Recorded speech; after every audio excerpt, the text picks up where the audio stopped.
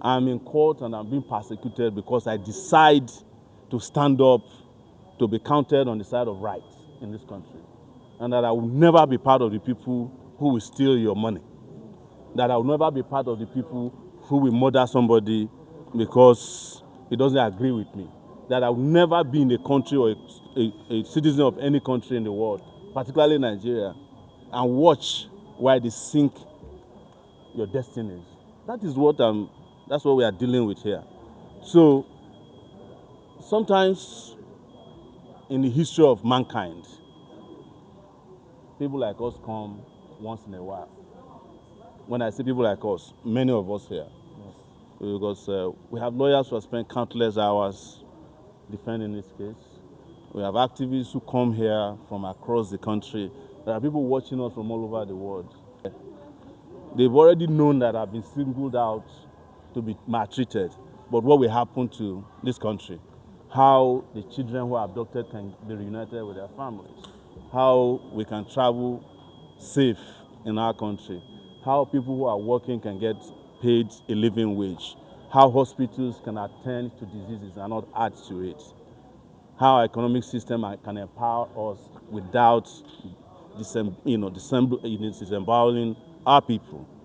We are talking about a country where characters are running fake agencies. And the people who are running the agencies are not being tried as we speak. I'm not talking about the guy who started. I'm talking about the people who he was paying money to, who are putting him in their budget. So you are living in that country. So you must, regardless of the hardship, we must resist the urge to be silent. I can't even imagine it, And sometimes I honestly wish that Nigerians understand the power that they have. But it's not my job to force you to exercise your power. But it's my own duty to force myself to exercise my own powers to the best of my ability and regardless of the risks that are involved in it. So you can trust that one, regardless of how many times I'm sent to prison, And one thing was clear today also. It is about how to make Sowore not talk. That's the whole thing. It's like, my Lord, can you make sure he doesn't talk? The judge had to say, I did not give an order that he should not talk. But it's all about, if you go to court today, those of you are there, I've already spoken about it. The chief of staff is a member of a gang of thieves.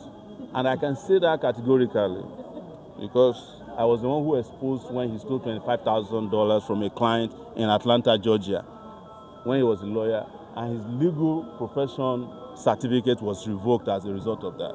That's how Gbajabiamila ended in Nigeria. And to add a secret today, when I wrote that story, he asked Mgbeke to call me and asked if I could help him take down the story. I said no, because I'm writing for history. Today, you know where he's coming from. If I had compromised myself and taken down the story, you will not know that he's a thief.